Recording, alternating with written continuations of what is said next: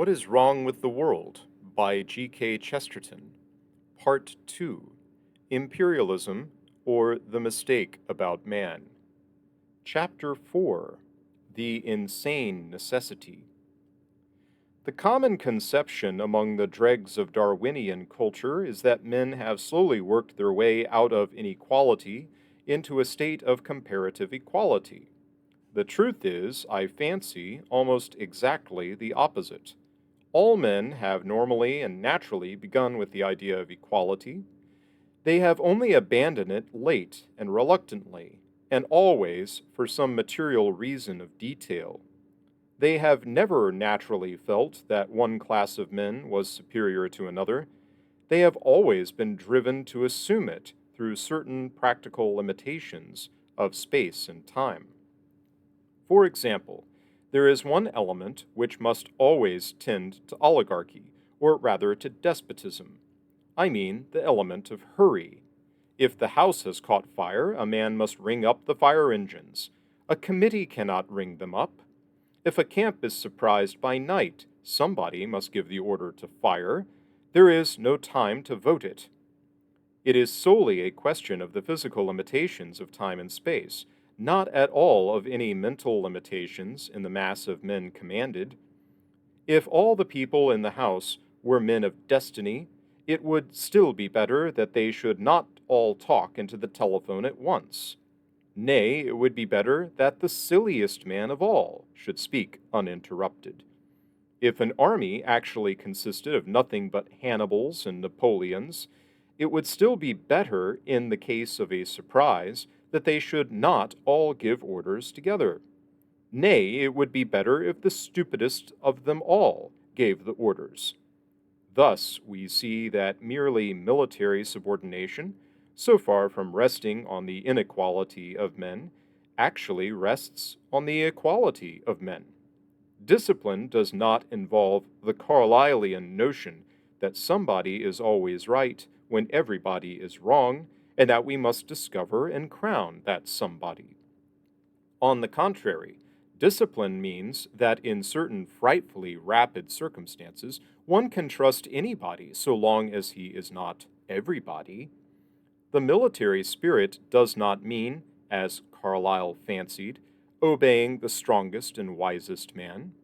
On the contrary, the military spirit means, if anything, obeying the weakest and stupidest man, obeying him merely because he is a man, and not 1,000 men. Submission to a weak man is discipline.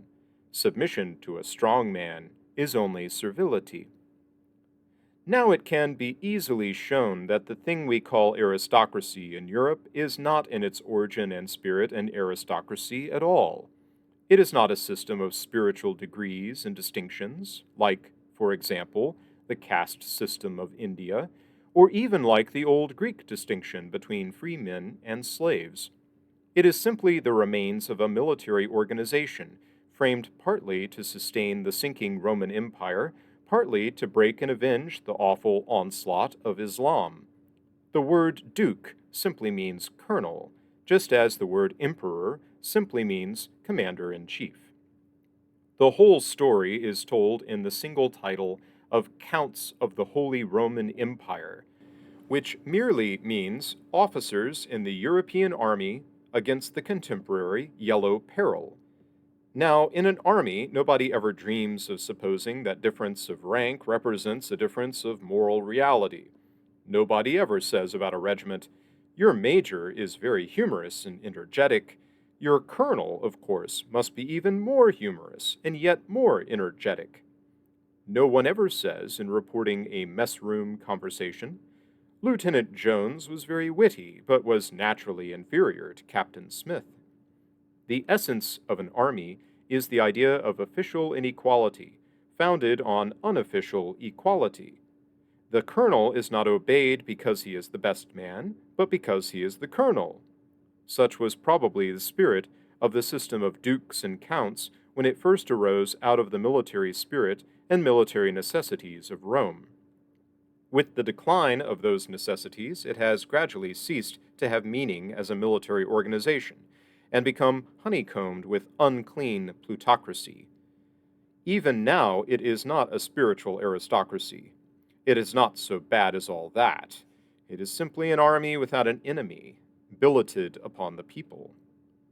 Man, therefore, has a specialist as well as comrade like aspect, and the case of militarism is not the only case of such specialist submission.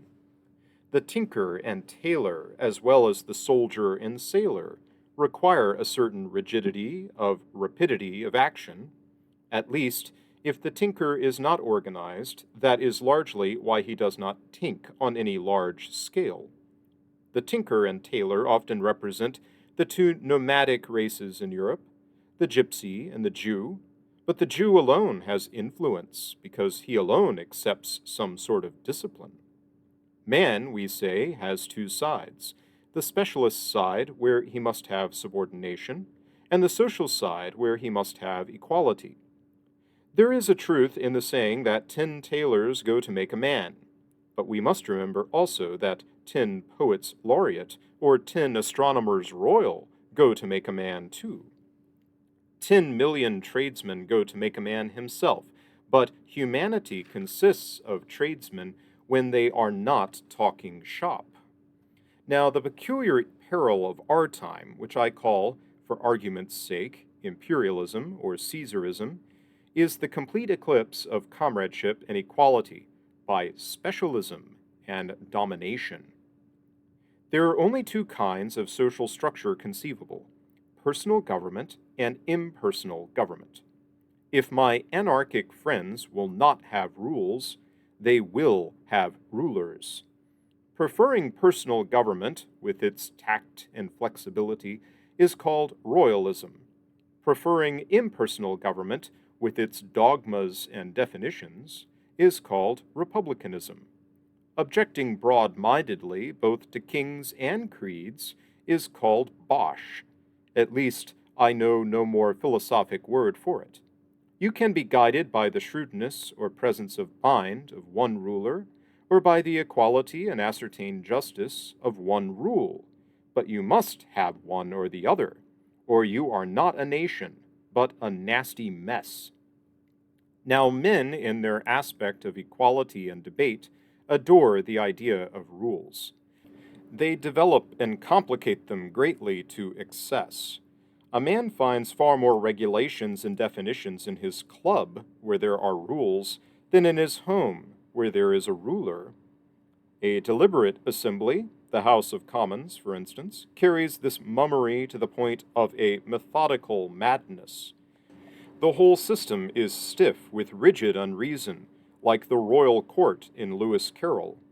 You would think the speaker would speak, therefore he is mostly silent. You would think a man would take off his hat to stop and put it on to go away. Therefore, he takes off his hat to walk out and puts it on to stop in. Names are forbidden, and a man must call his own father, my right honorable friend, the member for West Birmingham. These are, perhaps, fantasies of decay, but fundamentally they answer a masculine appetite. Men feel that rules, even if irrational, are universal. Men feel that law is equal, even when it is not equitable. There is a wild fairness in the thing, as there is in tossing up. Again, it is gravely unfortunate that when critics do attack such cases as the Commons, it is always on the points, perhaps the few points, where the Commons are right. They denounce the House as the talking shop, and complain that it wastes time in wordy mazes.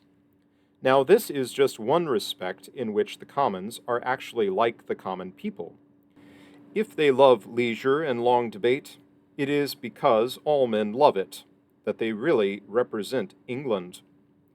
There the Parliament does approach to the virile virtues of the pothouse.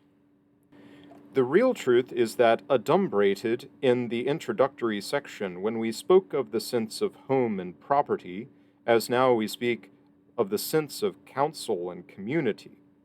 All men do naturally love the idea of leisure, laughter, loud and equal argument, but there stands a specter in our hall. We are conscious of the towering modern challenge that is called specialism or cutthroat competition. Business. Business will have nothing to do with leisure. Business will have no truck with comradeship. Business will pretend to no patience with all the legal fictions and fantastic handicaps by which comradeship protects its egalitarian ideal.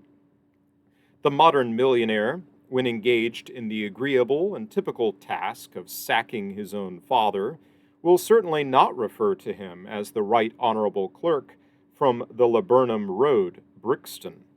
Therefore, he has arisen to modern life, a literary fashion devoting itself to the romance of business, to great demigods of greed, and to fairyland of finance. This popular philosophy is utterly despotic and anti-democratic. This fashion is the flower of that Caesarism against which I am concerned to protest. The ideal millionaire is strong in the possession of a brain of steel. The fact that the real millionaire is rather more often strong in the possession of a head of wood does not alter the spirit and trend of the idolatry. The essential argument is specialists must be despots, men must be specialists. You cannot have equality in a soap factory, so you cannot have it anywhere. You cannot have comradeship in a wheat corner, so you cannot have it at all. We must have commercial civilization, therefore, we must destroy democracy.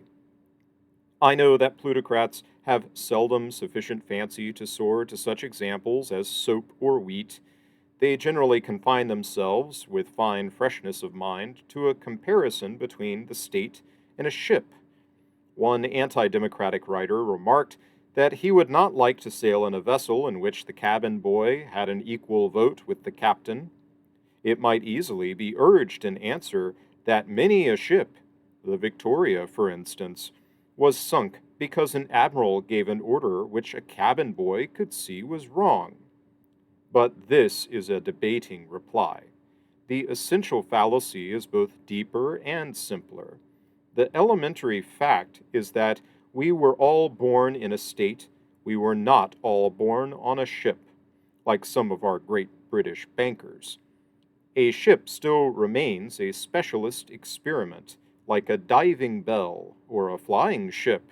In such peculiar perils, the need for promptitude constitutes the need for autocracy. But we live and die in the vessel of the state, and if we cannot find freedom, camaraderie, and the popular element in the state, we cannot find it at all. And the modern doctrine of commercial despotism means that we shall not find it at all. Our specialist trades in their highly civilized state cannot, it says, be run without the whole brutal business of bossing and sacking, too old at 40, and all the rest of the filth. And they must be run, and therefore we call on Caesar. Nobody but the Superman could descend to do such dirty work. Now, to reiterate my title, this is what is wrong.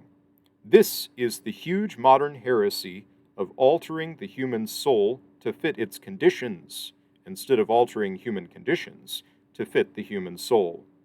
If soap boiling is really inconsistent with brotherhood, so much the worse for soap boiling, not for brotherhood. If civilization really cannot get on with democracy, so much the worse for civilization, not for democracy. Certainly, it would be far better to go back to village communes, if they really are communes. Certainly, it would be better to do without soap, rather than do without society.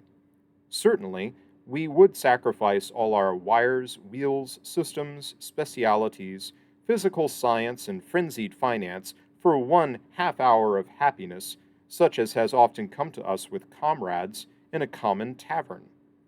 I do not say the sacrifice will be necessary, I only say it will be easy.